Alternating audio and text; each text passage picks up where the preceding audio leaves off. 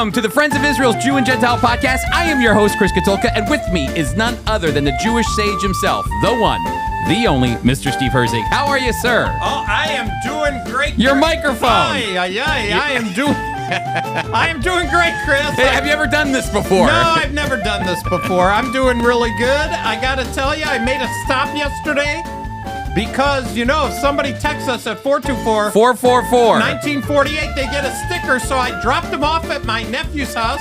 He wanted stickers. John McCauley. John, we just want to have a shout out to you. I hand-delivered them, and he got mad at me. He did.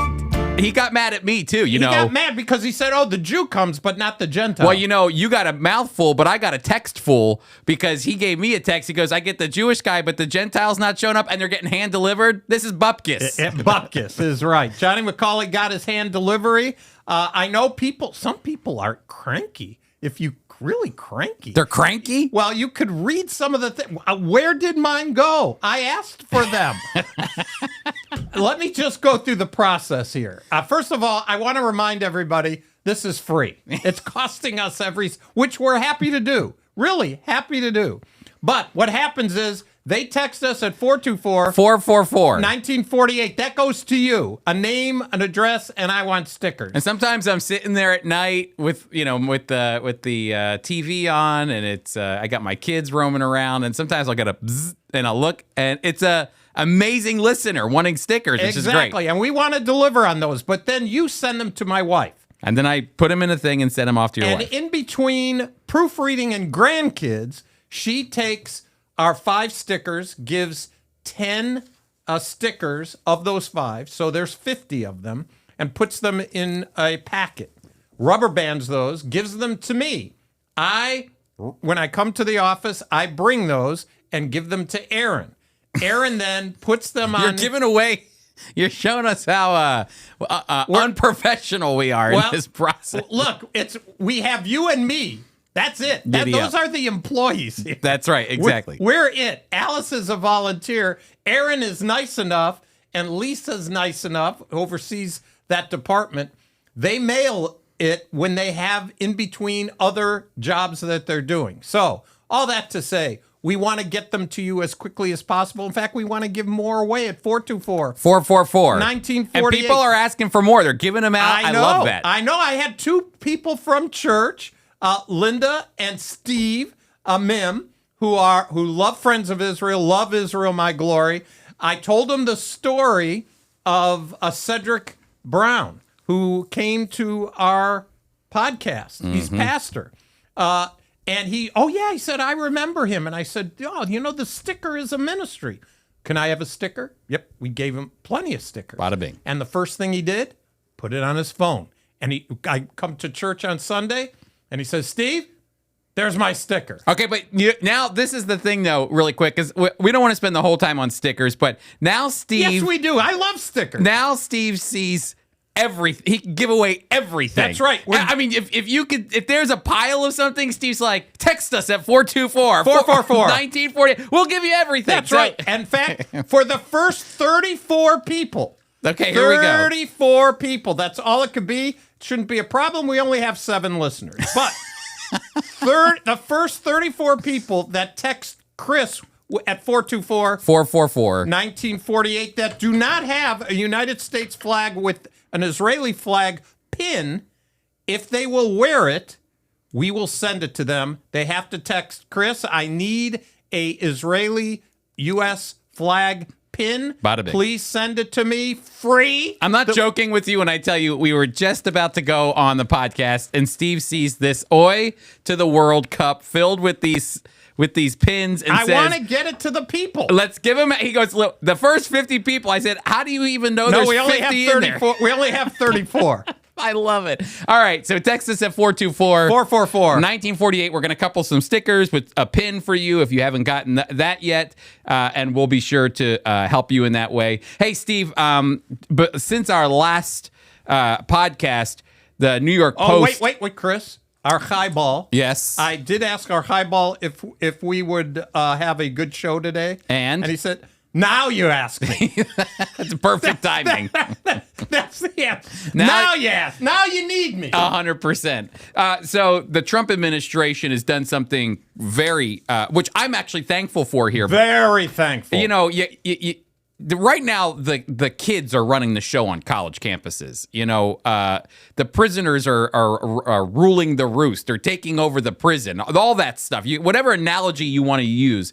But the Trump administration, according to the New York Post, yanks $400 million in grants, contracts from Columbia University over one thing that is really important to see, and that's over anti-Semitism, Steve, on college campuses. And that's going to be our theme for the day. Because Purim is coming tomorrow, I believe Purim is coming. Tomorrow evening it comes. And so today we're going to talk about Esther. We're going to talk about Purim. But in light of Purim is all about God's providential hand protecting his people.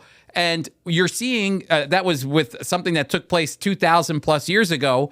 And now we are still in 2025, and we're dealing with anti-Semitism on college campuses. But this time, instead of turning a blind eye, the Trump administration pulled, think about this, $400 million in grants and contracts from a Ivy League university that charges students probably $70,000 to $90,000 a year, and is also sitting on a $4 billion endowment. So try to get your mind wrapped around this. This isn't going to close the school at all. I mean, they have money.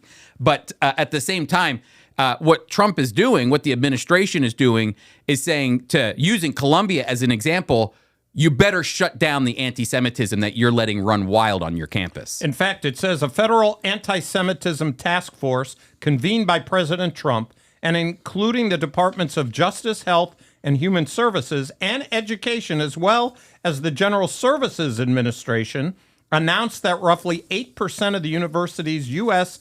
taxpayer funding was being pulled. Since October 7th, Jewish students have faced relentless violence, intimidation, and anti-Semitic harassment on their campuses, only to be ignored by those who are supposed to protect them, Secretary of Education Linda McMahon said in a statement. That's right. And so you're seeing that funds are being removed from Columbia. In fact, there was a Israeli professor that was teaching a class at the start of the spring semester that's in January on Columbia's university, at Columbia University, whose class was interrupted. And then he tried to invite these pro-Palestinian protesters in to have a conversation, and they refused to do it. They disrupt the class, and we're seeing more and more disruption. In fact, not only did the Trump administration pull $400 million from Columbia University, but on top of that, they've gone after an individual who's kind of the public face of all of these protests at Columbia and Barnard. His name's Mahmoud Khalil. He's he's kind of the leader of an activist group called CUAD, which stands for Columbia. Get this, Steve. You ready? Columbia University Apartheid Divest. Yep. I don't even know how that all flows together, but you can hear the anti-Israel sentiments dripping from it with Columbia University's name connected to it. Columbia University Apartheid Divest. Senior activist Mahmoud Khalil, the organization that has been involved in a series of confrontations with New York City academic institutions, has been thrust back into the spotlight. Why? Because they've revoked, or the Trump administration is basically kicking him out of the country. Trying to. The courts have held that up, actually. That's right, because he has a permanent... He's legal status. Right, he has and permanent married residence. to an American, but they're gonna prosecute this. It sounds like what's going on is that Secretary of State Marco Rubio is saying his language is pro-Hamas. And since it's pro-Hamas, that's a terrorist organization. Very pro-Hamas. It's not because of freedom of speech. It's because of his support for a terrorist group. That's exactly right. And so CAUD, the Columbia University Apartheid Divest, like most anti-Israel organizations, sees the entity of Israel as an illegitimate project, this one article from Jerusalem Post writes, and says not limiting their designs to the Green Line. And in an October Instagram post, it describes 67 years of Nakba and Israeli state illegitimacy, further explaining in October 17th Substack article commemorating the October 7th massacre that it would not, quote, not stop demonstrating until Zionism ends. It goes, the colonial projects all die, and Zionism will not be saved. So this is what's being promoted on Columbia University campus. But here's the thing. He's a graduate. Yep, he just graduated last year. He's a graduate.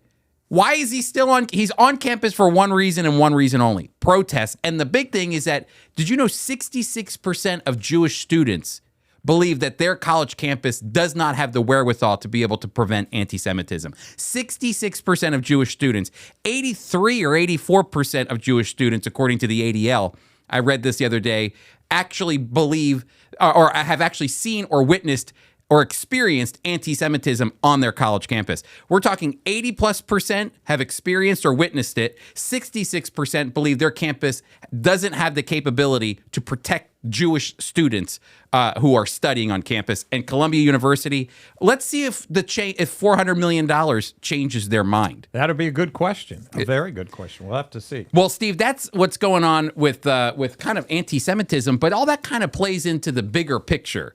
And the bigger picture is this: is Purim is coming tomorrow, and in light of Purim coming, we wanted to talk about Purim from the book of Esther. But all of it centers around the idea. Purim is the moment that the Jewish people were in diaspora. They were outside of the land of Israel, and they were minding their own business.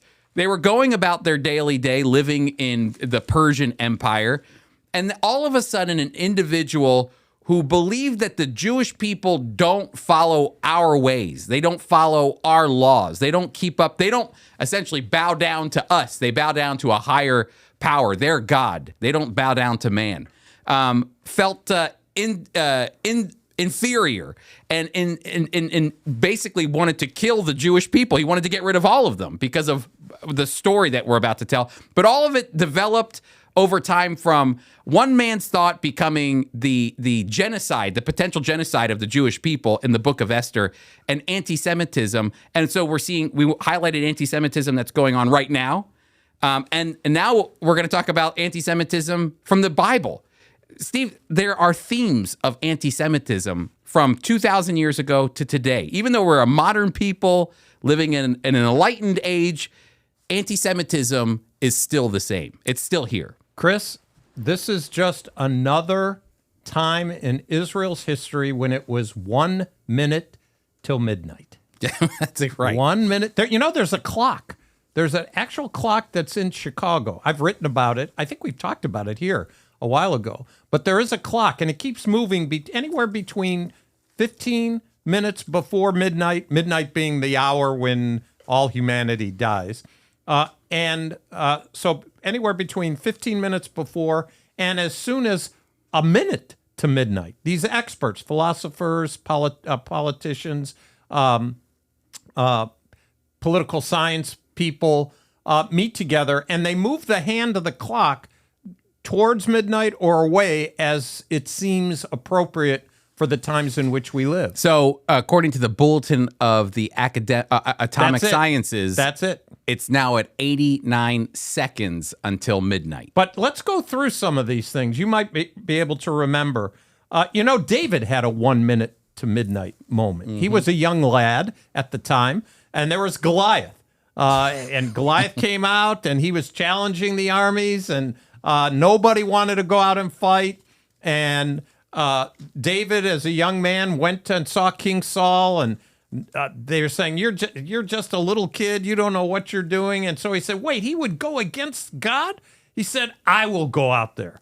And he said, you come with me. You come to me with sword and buckler, but I come to you in the name of the Lord of hosts. Preach. So preach. It was 1 minute to midnight. If it was on TV, this is like the gunfight at OK Corral. That's right. It's like little David against a giant, and he can't even put on any of the armor. He's out there with a sling, and the fate of Israel is in the hands of David. That's right. 1 minute to midnight. Well, what about Daniel?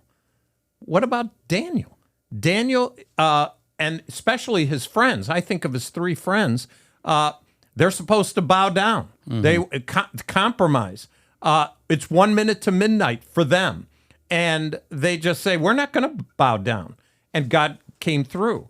You can talk about Moses. Moses goes toe-to-toe with the most powerful nation on the planet, and he says, let my people go. If you were running a movie, like we had a camera on them, we got on one side, Egypt, the most powerful empire on the planet, and Moses, who's got his people are slaves to them, and he just proclaims, let my people go. It's the same kind of thing, only this time it turns out that there's a woman who's going to be the heroine of this story, this historical story.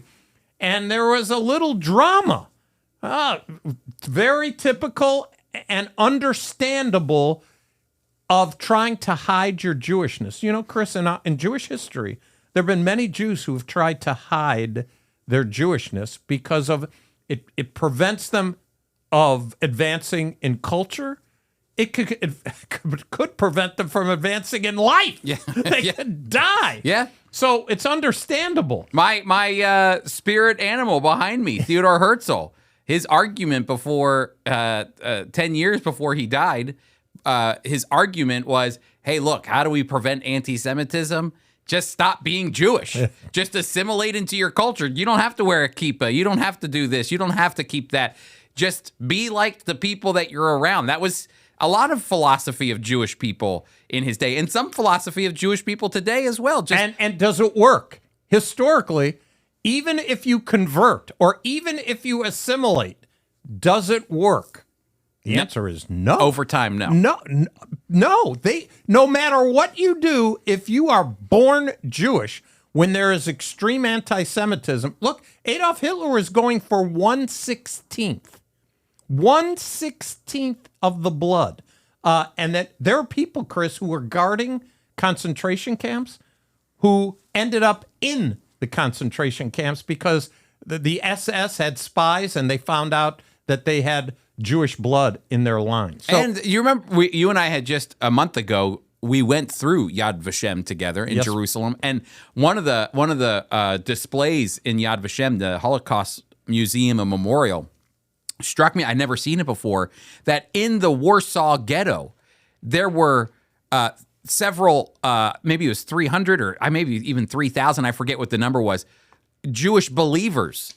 And they were Christians. They would have been considered Christians. And that didn't protect them from the Holocaust either. Nothing protects And them. they weren't trying to hide their Jewishness. But I want to read, because the story, just really quick for Esther, let me catch us up here, because the king Ahasuerus, the Persian king, he's got to find a new queen, because he's basically deposed his wife Vashti for reasons just for time that we'll skip over. But he goes on a hunt for a new queen and looks all throughout the Persian Empire and lands on Esther and this Jewish woman.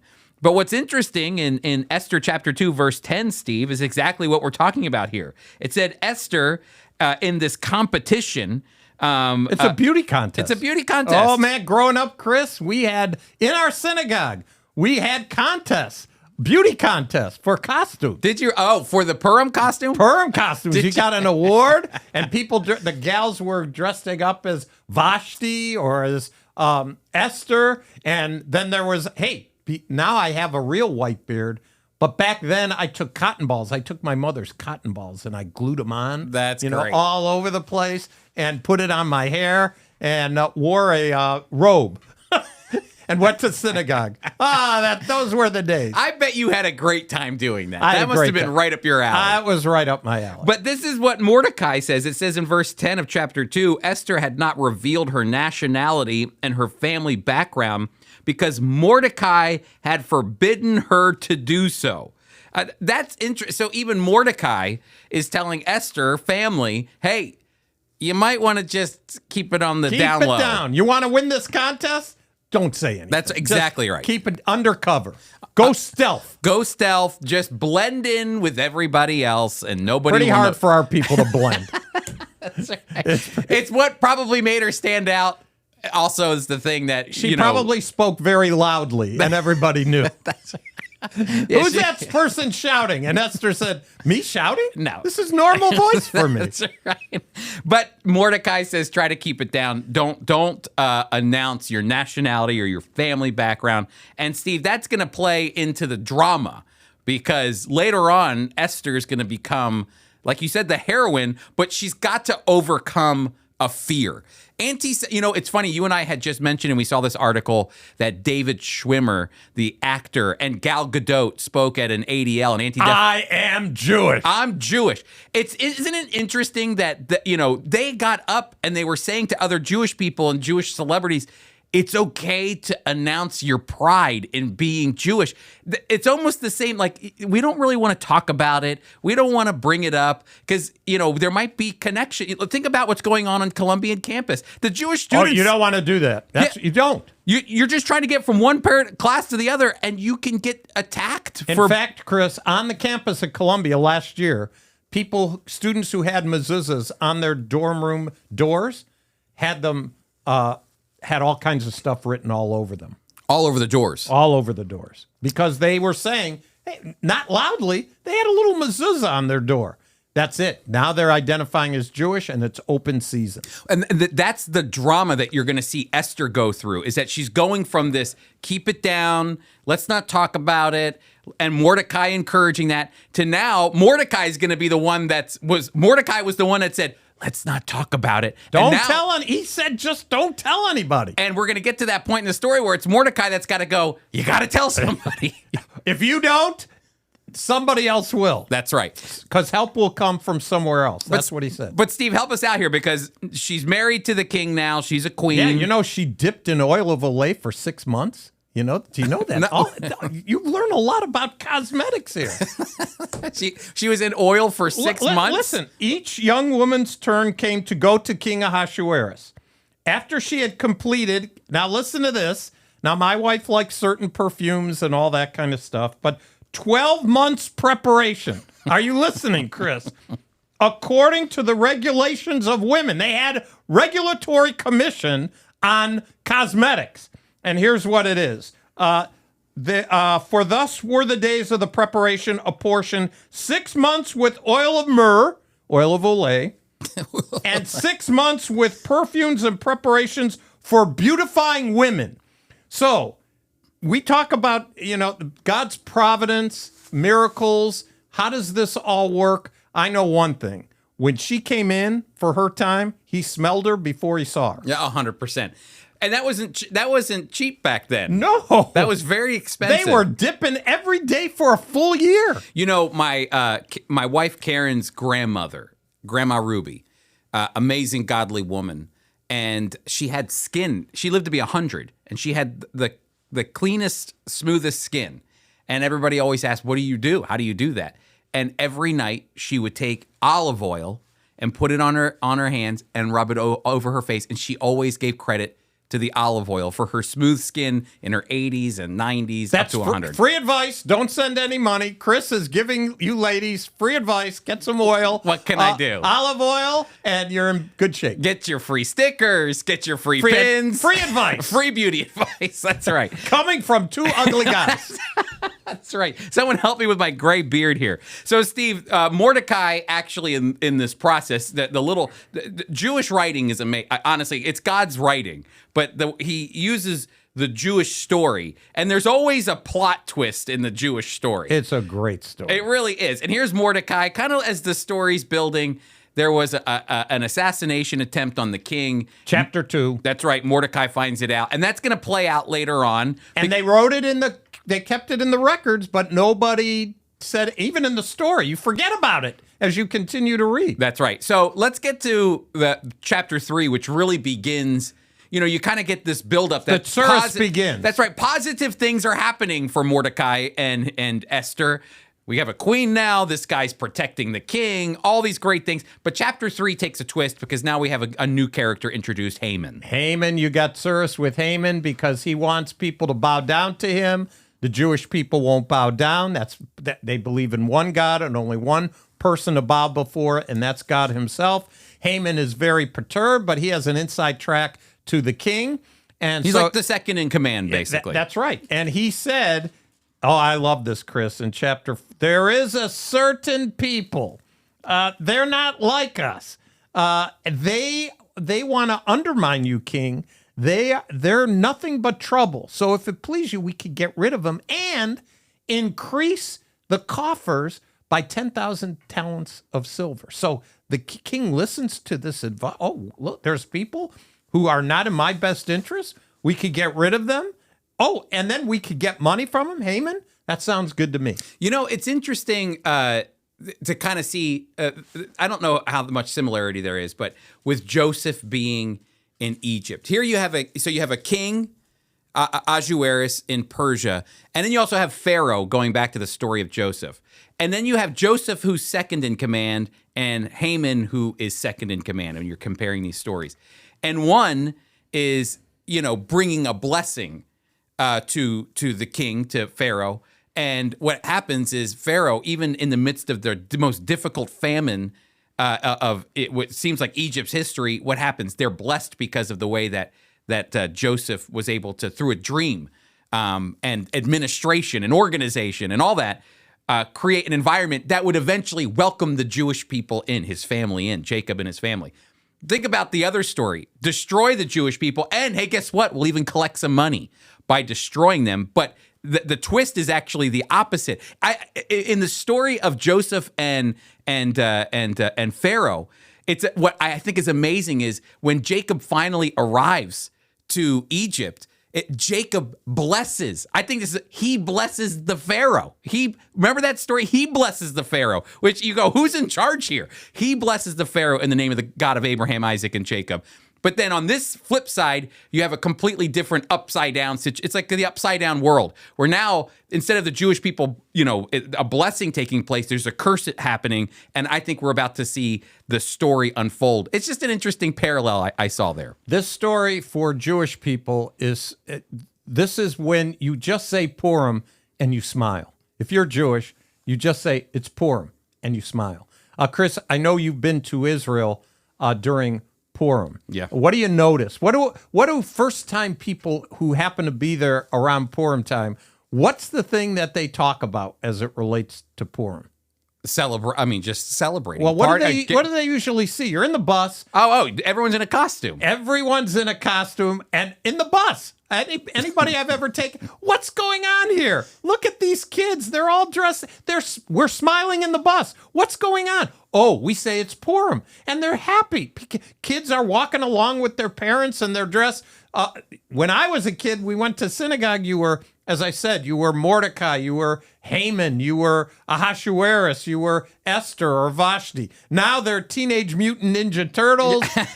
they're Superman. They're the Flash. They're in Israel. Yeah. So it's Purim, but you think, is this Halloween? It is the Jewish Halloween. By the way, they get candy too, don't they? We invented that before Halloween even started. That's right. We invented that. You need to write a book on Jewish inventions. What can I tell you? It's in the book. It's in the book. Okay, so what's happening now is that Haman, he begins to feel... He wants to kill him. He's angry. The one man... It's interesting how Mordecai, for Haman, comes to represent all the Jewish people. One individual Jewish man not bowing down to him was enough for him to come to the king and say, there's an entire group of people out there who refuse to follow your laws and or Chris, have their own laws. Read verse 13. This, to me, I think this book is hilarious.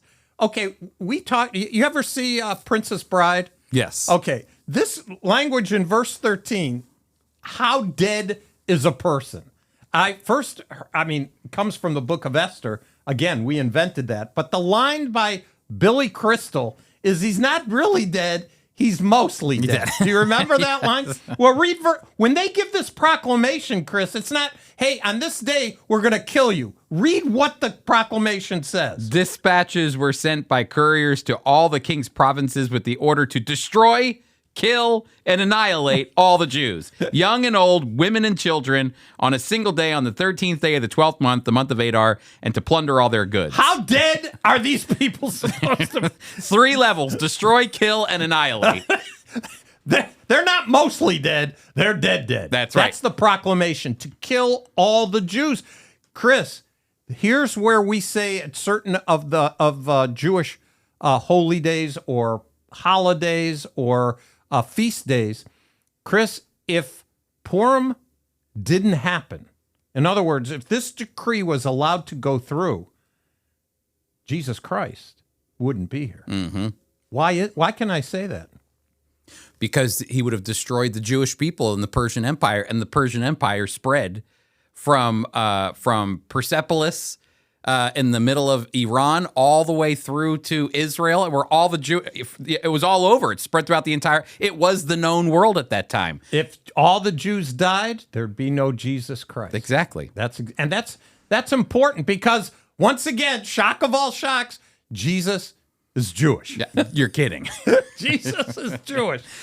No, but this story of Esther is playing out because now Mordecai has to eat his words a little bit, because in the past, Mordecai was told Esther, keep it down about who you are. But now all of a sudden, the reality is hitting, is that the king put an edict to kill all the Jewish people, and he doesn't realize his wife is Jewish. The queen is Jewish. She hasn't told him. She hasn't told him.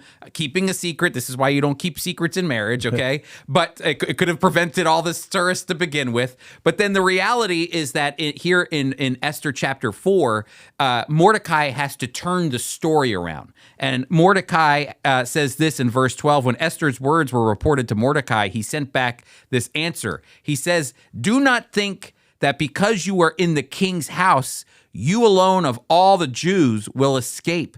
For if you remain silent at this time, relief and deliverance for the Jews will arise from another place. But you and your father's family will perish. And who knows but that you have come to your royal position for, here's the famous line, such a time as this. 1 minute to midnight for Esther. What is she gonna do? And the thing is that you have to understand that Esther's not just scared. It's a reality. She could lose her life in defense of her people. She could lose her life by going into the king's court unannounced. Even if she's the queen, it doesn't mean you get to march in and do whatever you. This is the king. This is his throne. And so when she comes in, she's risking her life for. It's a beautiful picture of the gospel. She is risking her life for saving the lives of all her people. Exactly. Her attitude was, if I perish, I perish. I'm going in. And Chris, the king in those days had bodyguards with swords. And their instructions were, when somebody comes in through those doors unannounced, you thrust first and then ask why you here. That's what you do. And she came unannounced.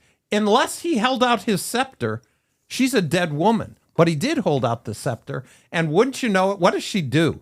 She invites her husband and Haman for dinner. What? Come to dinner. See, this is good biblical wisdom, Steve. Because I don't know about you, but for me, I would go running in there, and if he held out the scepter, I would be flailing my arms all over the place and probably speaking so fast he couldn't understand. But she planned. You could tell she planned out this whole process, because it wasn't just one dinner; it would become 2 dinners. Oh yeah, well yeah. It turns out it's what you do. You know, women. Now I don't know if any women would like to text us with this, but I'm telling you, when a man comes home and he's ornery and all that, you give him high carbs, comfort food. Have him eat, and then tell him whatever the bad news is. He's not gonna care. And so she had dinner. Let's have dinner together. So what is it you have to tell me? She said, I'll tell you later. Let's have dinner the next day. But do you know what happened? Providence, sovereignty of God, coincidence, whatever you want to call it. The king couldn't sleep that night. Chapter 6. I wonder if he put too much sriracha sauce in the food. It might have been spicy. So he's up all night. And what does he do? Chris, from chapter 2, you mentioned it. He wants to read the congressional records of the day. That's right. Can you imagine? There's Donald Trump.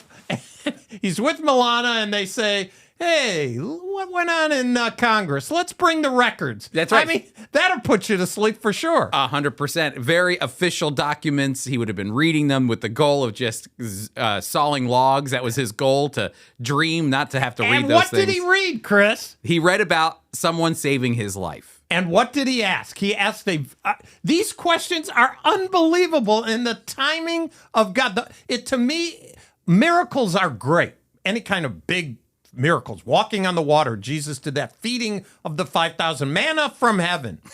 But when God orchestrates all kinds of things in the natural time zone of life, and they all come together, just like the A-Team. I love it when a plan comes together. Well, for God, the plan always comes together.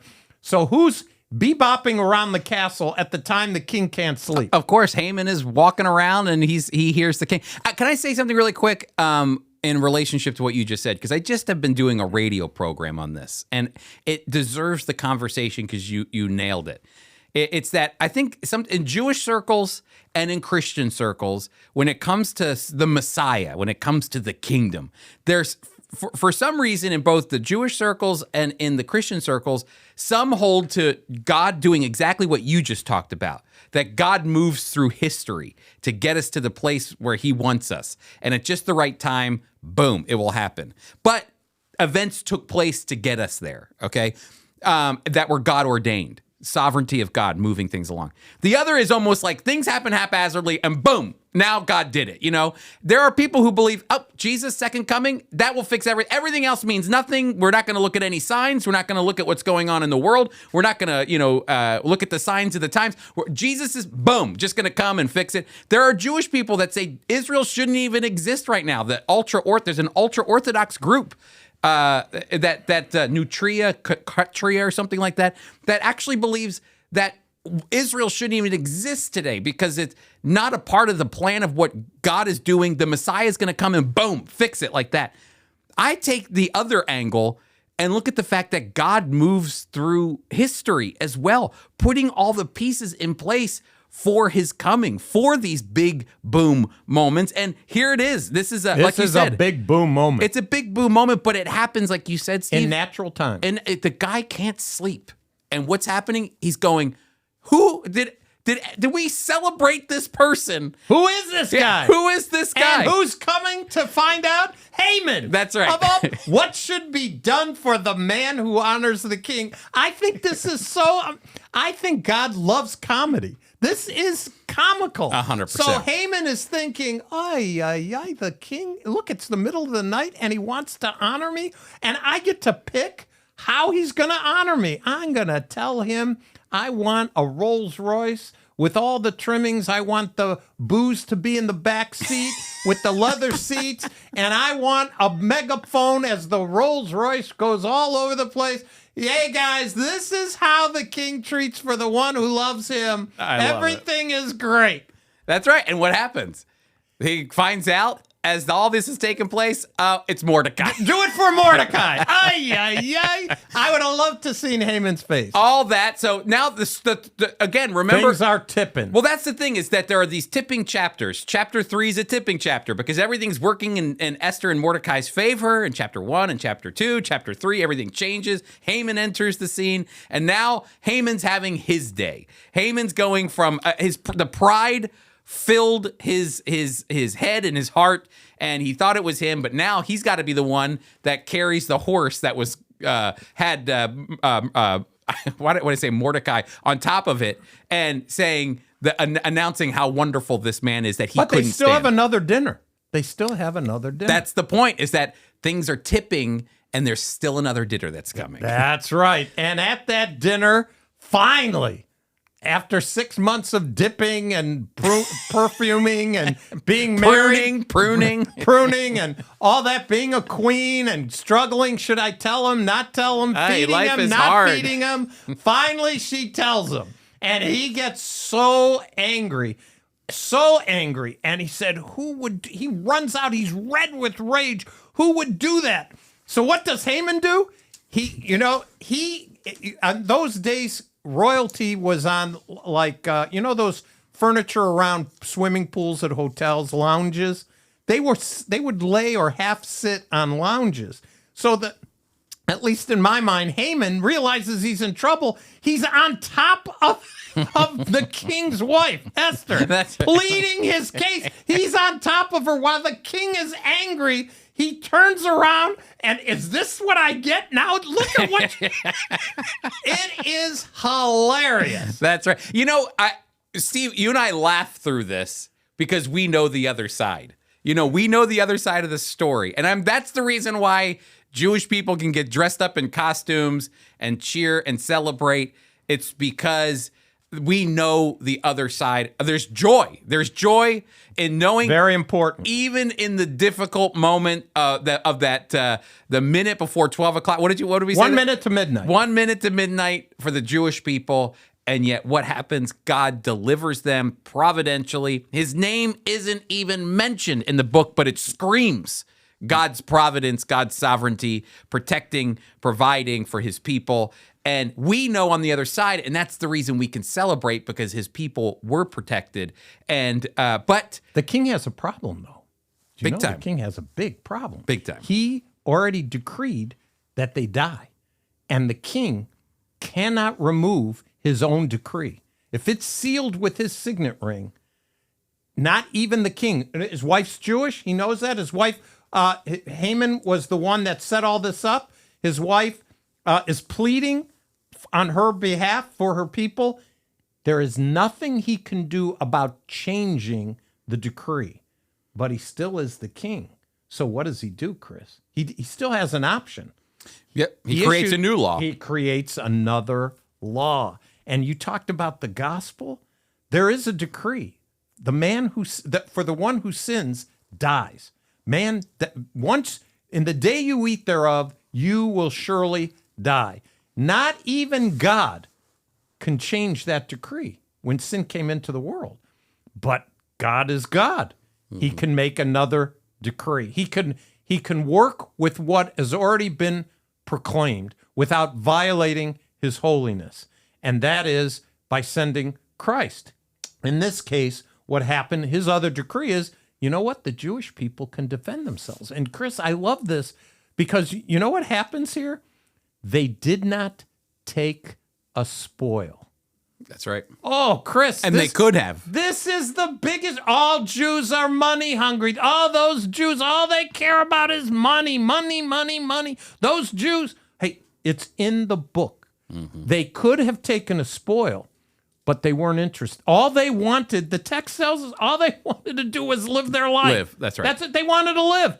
And you fast forward to today, Chris, what do people want to do in Israel? They want to live. They want to have a house, and they want to have a car, and send their kids to school, and celebrate birthdays and families and all that kind of thing. They want to live.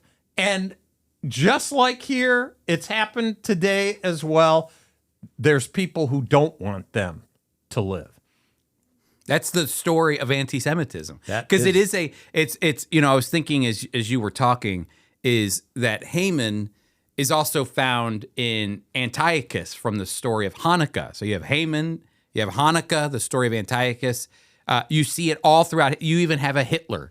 You got Hitler, Hamas. You got Haman. A lot of H's. I know. God is alliterating with his persecution, allowing the persecution of his own people with H's. He really and wants what's my last name? Herzig. That's right. It's a good thing you're Jewish, you know? It is. Well, hey, listen, that's the story. And for Purim, really the big thing is the celebration. And Steve, Jewish people are celebrating. They're going to go to the synagogue. They're going to read. They're going to read the Megillah. They're going to send food gifts. They're going to eating is a big deal. Hamantashen is big. It's Haman's hat or Haman's pocket. It's like a cookie, a triangle cookie with fruit in it. Stuff with fruit. Mm-hmm. Yep. And your wife likes to make those, huh? She's made. I don't know if she likes of, it, but I know she makes them. She likes. Well, she likes serving. So when we go do Bible studies and all that, or churches, she has prepared. She's hundreds of them. Oh yeah. And people really. I've like had a them. few of those Hamantashen. Hamantashen are good. That's right. Very good. But it's a celebration, and it's actually. I'm trying to think of the plot line within the scriptures. I think that this is actually the first celebration that becomes a part of the Jewish calendar that's apart from the Leviticus 23 calendar that we see of the 7 feasts of Israel. That's a biblical according to the law. Now we see in the days of the Persians, the writer in Esther is saying, hey, you're going to celebrate this every year. You're going to remember God's providence and deliverance. And then only a few hundred years later will Hanukkah come along. Very similar kind of story of God's protection over his people through the Maccabees. And again, that becomes an annual celebration. And as you always like to say, we almost died, God delivered us, and then we eat. Well, actually, according to rabbinic teaching, this is the only time a Jewish person is allowed to get drunk. That's right, exactly. You're so much. It says it in the text. You're allowed to get drunk so much that you can't tell the difference between the name of Haman and the name Mordecai. Now, I got to tell you, is that rabbinic or is that that is rabbinic? Yeah. And in my synagogue, no one ever did it. But I will tell you, when you read the Megillah and Haman's name comes up, you had old men, rabbis in my synagogue, booing and spitting on the ground the name of Haman. Oh, horrible. But Mordecai, yay for Mordecai. That's right. So sports fans think they invented cheering, watching their TV, your team wins, you go crazy. Nope, already done by the book of Esther. So, another thing. We invented it. I want that book, Steve. It should be called what? You should just do a book on what we didn't invent, and then it'd be less pages, according to you. There you go. Hey, all right, let's talk about the news. Steve, I thought this one was interesting here. A really positive one. This comes from CBN. I saw it on Fox News as well. Look at this punim. Yeah, that's right. That's a nice word. In your show notes, you'll have that picture coming from CBN. This is an article on the founder, one of the co-founders of Wikipedia, Steve. And the CBN article headline is, quote, "I was wrong. Wikipedia co-founder embraces Bible and abandons skepticism. It's finally time for me to confess," he said, "and explain fully and publicly that I am a Christian," he wrote in a February 5th blog post, noting it was time for him to unveil his testimony. And it's a journey turning many heads, considering the philosopher and web developer had such a profound cultural impact. And Steve, this is interesting because this is the man, when I was growing up, if I needed to do a report for school, my parents bought an Encyclopedia Britannica series, and I think it's somewhere still among one of our. It's just nice decoration now, but that was when you'd have to do a project. You go to the Encyclopedia Britannica. Now they got Wikipedia. My kids go to Wikipedia all the time. Like everybody, it's almost at first it was just ask Google. That's right. But Google asks Wikipedia too. Yeah, it's right. Gathering all this information. But it's interesting how this particular person who has access to all the information in the world, Wikipedia is bigger than Encyclopedia Britannica. And what does he say? I was a skeptic, but now because of the Bible, I believe in Jesus. I am a Christian. I was wrong. He admits, which is the centerpiece, Steve, of the Christian faith. I was wrong, okay? Jesus, you were right. And so, Steve, I don't know if you see anything here, but I thought this was fascinating. I just love his punim. There's a guy right there who said he was wrong, and that's the greatest place to say you're wrong. Living your own life, your own way, denying God, and saying, you know what? That isn't true. And that's the key. Everybody's nuanced differently, but if you're saved, in order to be saved, somewhere along the line, you have to say, hey, it's not my way, it's God's way. And his way is through Jesus. What a great story. Yeah, he said, I had a lot of roadblocks in the way of coming to believe that God exists and that the Christian God exists. And being a Christian, he said, noting that he had shed presuppositions and ideologies that conflicted with these worldviews, including notions about being driven by self-interest. He said, quote, when I had children and when I got married, I'd reflect that, well, I would die for these people. So, of course, I put their interest ahead of mine. This challenged any sort of ideology about putting the self first. And then he began to, I lost my page.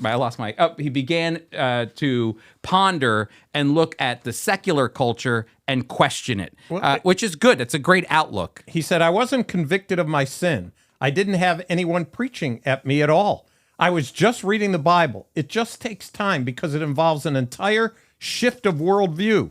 he had all kinds of questions, and he says the answers are out there. The Bible withstands scrutiny, which was a great surprise to me. I thought it couldn't. I was wrong. You know, we were just talking about how God works in the world and those boom moments. That is a boom moment. It's a boom moment, but did you see? He said it took time, Yep. you know? And so I think God worked in my life and there was a boom moment. God worked in your life and there was a boom moment in his life and probably the life of our 7 listeners. But the reality is as he said, it took some time, but praise God. The co-founder of Wikipedia is a believer in Jesus. Amazing, amazing. Chris, I just want to remind if people text at 424 1948, I have 34 of these. 37. Oh, 37? I thought I had 30. What? 37. If you're one of the first 37 to text, we will send you one of these USA Israeli pins. That's right. Hey, Steve, this one you brought up in the news. Oh, yeah, this is crazy. All right. This is the headline. Kippahs, condoms, and Ireland boycott Jews law. Jews law. Boycott Jews law. The bill prescribes that it is a criminal offense for a person to import or sell settlement goods or to extract resources from an occupied territory. This has not passed, Chris, but it's up for being passed. And the implications, that's why this article, it's a J-Post article, really begins to ask some questions. If they pass this thing, what happens if a Jewish person wants, for their synagogue, they buy some yarmulkes or to be sent to the place, to their synagogue? It's contraband. This stuff will be contraband. Anything, not only to bring it into the country, but if somebody has it, they could go to jail. Where'd you get that? Now you're going to get, where'd you get that yarmulke? Yeah. What's it say inside? Oh, that was in Israel? That's settlement. You're in trouble. You're in trouble, yeah. Big trouble. Yeah, and you might not even know that it comes from the settlement when you buy it. No, you wanted hey, all I wanted was a yarmulke. What could I tell you? And Ireland has not been the greatest friend of Israel. Not. In fact, I believe it was Ireland who pulled their, Israel pulled their ambassador to Ireland, I believe, and closed the embassy because of the anti-Israel sentiments that have been coming from the country since Ireland's October 7th. a nice-looking country. I've always wondered what it would be like to go there. I know a number of people I know have gone there, and they love to tour it. But I got to tell you, I don't know. Last name Herzig, they're going to say, where'd you come from? That's right. You're going to say, I was just... You're contraband. You're like, I was just in Israel. They're going to say, get out of here, buddy. Get out of here. No, we're joking. That's not what would happen. Nope, that law has not passed. But there's one more. In relationship to Ireland, Steve, the Irish Prime Minister, Michael Martin, was just with President Trump. And a question came up, of course, related to Gaza. And, Trump had said, we're going to get everybody out of there. It's the golden age in Gaza. That's right. He posted that video. But then it says U.S. President Donald Trump said that no one would be expelled from Gaza before meeting with Irish Prime Minister Michael Martin on Wednesday at the White House. No one is expelling anyone from Gaza, Trump said in the statement alongside Martin. Trump's remarks come after he made an initial proposal in February to relocate all residents from Gaza so that the U.S. could take over the Gaza Strip and rebuild it. That's a Jerusalem Post article. All of these news articles are found on our show notes, Steve. Wouldn't you like to know how the meeting went between Donald Trump and the Irish guy? Yeah.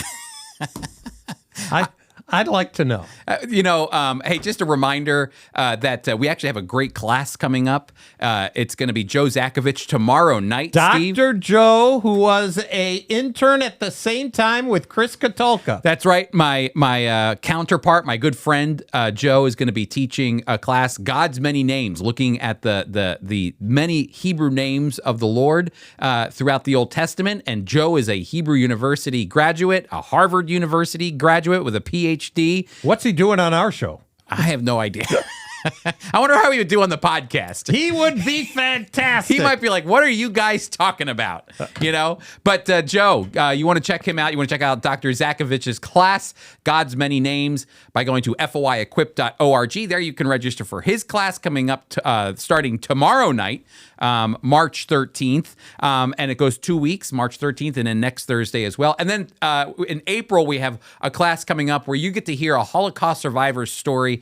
And Steve, anytime you get to hear that, the window for that is closing. That's right. It is closing. My kids were just asking me, Steve, the other day, are there, how much longer do you think Holocaust survivors will be around? And I said, not much longer. It will be during their lifetime, and probably my lifetime, that they will fade off the scene. The ones we see right now were little children that were rescued at that time. And so now they're in their 80s and 90s and older. That's right. And so if you think about the next few decades in front of us, we'll be looking back on these moments where we heard straight from their mouth on the events that took place, how they survived, their story. Eyewitnesses witnessed to the event, and how you can continue to teach truth about anti-Semitism that's happening today, as we've been mentioning, not only in the book of Esther, but also on college campuses in countries all around the world that are anti-Israel and promote anti-Semitism on college campuses, all of it. So that's why these classes are so important. Be sure to go to foiequip.org. All right, Steve. Yiddish word of the day. Are you ready? I am ready, Chris. We've been talking about the Megillah. The Megillah is a scroll. When I went to synagogue, they would open the scroll of Esther, the Megillah. It's unroll it just like a Torah scroll, only smaller because it's one book. So we have a Yiddish phrase, the gantze Megillah, the whole scroll, the whole thing. Now we use it not just at Purim, but if somebody's talking to you and you go to Katz's Deli, if you've ever been to Katz's Deli, did you have the corned beef? I had the whole Megillah. The corned beef, the coleslaw, the pickles. I had the whole thing. The whole Megillah. The gantze Megillah, the whole scroll. The gantze Megillah, the whole scroll, the whole Megillah. Well, hey, everybody, you just heard the whole Megillah here at the Friends of Israel's Jew and Gentile podcast. Thank you so much for being a part of what's going on here. Hey, you know what? You can stay connected to us by texting us at 424-444-1948. We want to send you stickers. We want to get you connected. We want to give you whatever few pins that we have here. If you text us, we want you to be able to partner with us at the Friends of Israel's Jew and Gentile podcast for all of our 7 listeners. Again, that's 424-444-1948. Hey, everybody, be sure to sign up for Dr. Zhakevich's class coming up. And thank you so much for being a part of the Friends of Israel's Jew and Gentile podcast. And we'll see you next week.